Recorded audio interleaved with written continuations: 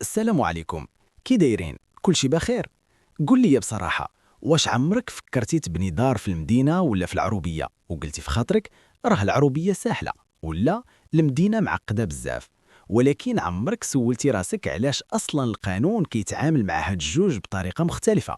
واش سمعتي شي واحد تبنى وفرح ومن بعد شدوه الهدم، ولا دار عامرة ولكن بلا ضوء وبلا ماء؟ اليوم غادي نهضروا على موضوع قريب بزاف لحياة الناس، قريب الفلوس، الوقت والراحة البال، وغادي نوضحوا بلغة بسيطة شنو واقع البناء في المغرب، فين كاين الخطر الحقيقي، وشنو خاصك تعرف قبل ما دير حتى خطوة إلا بغيتي تحمي فلوسك وما تندمش من بعد. وخلي بالك، بزاف ديال الناس كيغلطوا غير حيت ما سولوش السؤال الصحيح في الوقت الصحيح. إلا عجبك هاد النوع ديال المواضيع دير لايك دابا واشترك في القناة وخلي لنا تعليق تحت وقول لنا واش كتفكر تبني في المدينة ولا في العروبية. وخليك معايا حيت اللي جاي غادي يبدل بزاف أفكار عندك. دابا خليني نهضر معاك بصراحة وبطريقة بسيطة. علاش القانون كيتعامل مع البناء في المدينة بطريقة ومع العروبية بطريقة أخرى؟ السبب ماشي حيت المدينة زوينة والعروبية لا، ولكن حيت المدينة فيها كثافة سكانية كبيرة وطرقات وقنوات صرف صحي وكهرباء وماء وعمارات ملصقين في بعضياتهم، والدولة خاصها تنظم كل متر باش ما يوقعش فوضى ولا خطر ولا ضغط على البنية التحتية. بينما في العروبية كاين فراغ كتر وأراضي فلاحية ودواوير صغيرة، فالقانون كيكون مرن شوية وكيقول راه الهدف هو تسهيل السكن للناس، ولكن مع الحفاظ على الأرض الفلاحية وما تحولش لفوضى عمرانية. وهنا المشكل الكبير اللي كيطيحوا فيه بزاف الناس هو أنهم كيسمعوا غير كلمة العروبية سهلة وكيحبسوا، وما كيعرفوش باللي حتى العروبية عندها قانون ومساطر، وإذا ما فهمتيش الفرق من الأول راح كتدخل راسك في مشاكل بحال الهدم ولا منع الضوء والماء ولا عدم الاعتراف بالدار قانونيا. دابا نجيو للنقطة اللي كتهم أي واحد باغي يبني، وهي رخصة البناء. في المدينة الأمور واضحة ولكن معقدة شوية. كل شيء كيدوز رقميا عبر منصة رخص. خاصك ملكية محفظة يعني الأرض مسجلة في المحافظة، خاصك مهندس معماري يرسم لك التصاميم، وخاصك تحترم كل شيء بالحرف من العلو للمساحة للواجهات، وأي زيادة صغيرة كتقدر تطيحك في مشكل كبير. أما في العروبية فكتبان سهلة حيث ممكن تقاد بعقد عدلي ولا شهادة إدارية وكتمشي للجنة إقليمية، ولكن التعقيد الحقيقي كيبان من بعد حيث الرخصة كتطول والقرارات كتكون حسب كل إقليم. وإذا بنيتي بلا رخصة ولا خارج الشروط راه ممكن ما تاخدش رخصة السكن، وبدون رخصة السكن ما كاين لا ضوء ولا ماء، وهذه أخطر مرحلة حيث كتلقى راسك بنيتي ولكن قانونيا ما ساكنش. وبهذا كتفهم أن السهولة في العروبية غالبا كتكون غير في البداية، أما العواقب فهي اللي كتكون ثقيلة إلا ما كنتيش واعي بالقانون من الأول. دابا نجاوبوك بصراحة وبلا دوران، حيت بزاف كيسولو كيقولوا واش بصح خاص الهكتار باش نبني في العروبية ولا غير إشاعة، والجواب هو نعم ولا في آن واحد.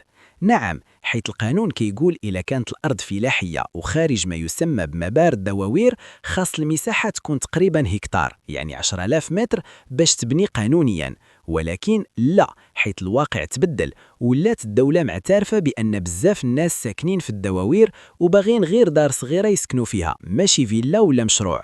وهذا الشيء علاش تحددات مدارات الدواوير في بزاف الأقاليم، ولات الرخصة ممكنة حتى في 100 ولا 150 ولا 200 متر مربع. ولكن المشكل الكبير هو أن المواطن كيسمع غير كلمة الهكتار وكيدني بلا ما يسول واش الأرض ديالو داخل المدار ولا خارجه، واش فلاحية محضة ولا سكن قروي، وكيطيح في غلط قانوني خطير حيث الرخصة ما كتحسبش بالنية بل بالموقع والوضعية القانونية ديال الأرض. وهذه النقطة هي اللي خاصك تحفرها في بالك حيث هي مفتاح البناء القانوني في العروبية وكلمة السر باش ما تضيعش فلوسك. دابا نهضروا على فين كيبان الخطر الحقيقي وبطريقة بسيطة. الخطر ماشي غير في الهدم بحال ما الناس كيتصوروا. في المدينة الخطر سريح وقاصح، حيت إلا بنيتي بلا رخصة ولا خالفتي التصميم راه الهدم ممكن يوقع فجأة وبلا تعويض، خصوصا في الضواحي ولا فوق أراضي الدولة. ولكن في العروبية الخطر كيجي بوجه آخر، أخطر على المدى الطويل. كتقدر تبني دارك وتصرف فيها عمر كامل، ومن بعد تفاجأ ما عندك لا رخصة السكن ولا شهادة المطابقة، وهذا الشيء كيحبس عليك الضوء والماء وكيخليك لا تقدر تبيع لا ترهن لا تورث بسهولة، وكتبقى ساكن في دارك ولكن معزول قانونيا. وهذه العزلة هي أخطر حاجة، حيث كتعيش فيها سنوات ديال الصداع والمحاكم والطلبات بلا نتيجة. وهذا الشيء كامل سببه كلمة واحدة، هي البناء بلا فهامة المساطر وبلا التأكد من الرخصة. ودابا خاصك تعرف بأن المراقبة ولات مشددة، والأقمار الصناعية والشكايات خلات حتى البني وسد ما بقاتش تنفع. واللي باغي يبني خاصو يبني بعقل وبالقانون، حيت أي اختصار اليوم راه كيخلصو غدا مضاعف. دابا خاصك تعرف وتركز مزيان معايا، راه المراقبة في البناء اليوم تبدلات 180 درجة وما بقاتش بحال قبل نهائيا. حيت زمان كان الواحد كيبني وكيقول داز الحال ولا حتى شي حد ما شافني. اما دابا فالدولة ولات كتعتمد على مراقبة ذكية وقوية. في المدن كاين تتبع بالصور الجوية والأقمار الصناعية، وكيتقارن الوضع قبل وبعد، والمهندسين وحتى الجيران ولات عندهم مسؤولية التبليغ. وفي العروبية المراقبة ميدانية أكثر، وكيبان فيها القايد والمقدم ومخازنية، وكتكفي شكاية وحدة باش يوقف الورش. وزيد عليها أن مراقب التعمير دابا عنده صفة قانونية قوية بحال ضابط قضائي، يعني إلا حرر محضر راه صعيب بزاف تطعن فيه. وهذا الشيء كامل كيعني بلغة بسيطة أن أي بناء بلا رخصة ولا مخالف للتصميم المرخص دابا كيتكتشف بسرعة، وكيقدر يوصل مباشرة للتوقيف أو الهدم أو الغرامة، وما بقى حتى شي تخبي ولا نكملوا من بعد نشوف. دابا خليني نهضر معاك بصراحة وبطريقة يفهمها أي واحد. بزاف د الناس كيسولوا فين أغلى البناء، المدينة ولا العروبية؟ وكيجاوبوا بسرعة المدينة طبعا. ولكن الحقيقة هي أن المدينة كتكون غالية في البداية، حيث كاين رسوم واضحة ورخصة بناء ومهندس ومعايير دقيقة، ولكنك كتكون مرتاح ومأمن قانونيا، ودارك كتقدر تبيعها ودير بها قرض وتربطها بالضوء والماء بلا مشاكل. بينما في العروبية صحيح الرسوم أقل وأحيانا الرخصة كتبان سهلة، ولكن أي غلطة صغيرة بحال البناء خارج المدار أو بلا رخصة أو فوق أرض وضعيتها ما واضحاش كتخلصها غالية على المدى المتوسط والطويل، حيث كتقدر تعيش سنوات بلا رخصة سكن وبلا ربط قانوني بالكهرباء والماء، وما تقدرش تبيع ولا ترهن، وكتولي الدار اللي حسبتيها رخيصة عبء نفسي ومالي.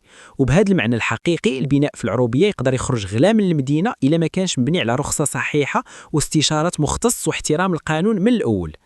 باش تحمي راسك وباش ما تدخلش في دوامة الصداع ديال الهدم والمحاكم والضوء والماء، خاصك تفهم واحد القاعدة بسيطة ولكن ذهبية، وهي أن أي بناء في المغرب دابا سواء في المدينة ولا في العروبية ما بقاش مسألة نخدم ونسد ولا راه الناس كاملين دايرين هكا، ولكن ولات مسألة قانون وتنظيم ورخصة. يعني قبل ما تحفر ولا تشري السيمان خاصك تتأكد بالواضح وبالعقل، واش الأرض قانونية، واش داخلة في تصميم التهيئة ولا في مدار دوار، واش الملكية ديالك واضحة مقبولة، واش الرخصة خرجات رسميا وماشي غير وعد شفوي. حيت إلا بنيتي بلا رخصة راح كتغامر بفلوسك وبراحة بالك، ممكن يجيك الهدم فجأة ولا تبقى ساكن في دار بلا ضوء وبلا ماء وبلا رخصة سكن وما تقدرش تبيعها ولا ترهنها ولا تورثها. وهذا الشيء كله كيدخل في خانة المخاطر القانونية اللي بزاف ديال الناس ما كيعرفوهاش حتى كيطيح الفاس في الراس. ودابا الدولة ولات صارمة، المراقبة ولات قوية، القانون ولا كيتطبق بسرعة وما بقى حتى شي واحد فوق القانون. لذلك النصيحة لك مباشرة وبلا دوران، سول، تحقق، دير الملف ديالك مزيان، يستعين بمهندس ولا مختص، وما تستثمرش ولا تبني حتى تكون متأكد 100%، حيت الرخصة اليوم راه هي الأمان ديالك غدا، وهي اللي كتحميك من الخسارة ومن الندم ومن أنك تقول يا ريتني سولت قبل ما نبني.